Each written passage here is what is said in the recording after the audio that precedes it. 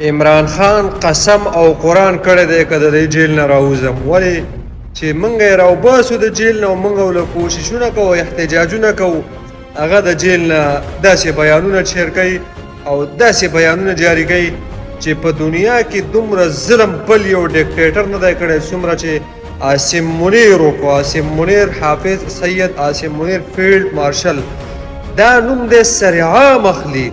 هلکه خدای دې تباه و برباد مکه، لږه ګزاره کوه د دې خلقو سره.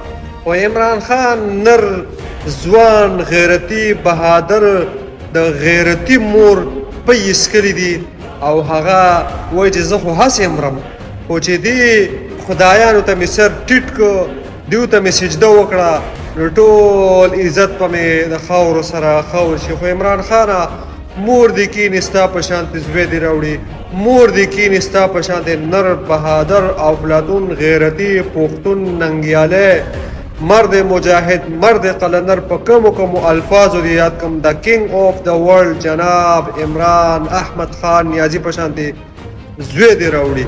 تا ته دې سلوټ وي په دواړه لاسه باندې. او دا نور دلګان چې د جیل نه بار ناست یي دغه نوم هم په خوله نشي اخیستی. جرأت او غیرت ځان کې پیدا کوي د ظلم او د جبر خلاف یو لفظ وباسئ د دې خولې نه، یو لفظ. مولیانو مفتیانو لعنت دی په تاسو باندې. او عمران خان په جیل کې ناست او هغه دا خبرې کوي او تاسو د جیل نه بار ناست راټرتارې اچوئ، یو اچوئ بل له تاریخ ورکوئ.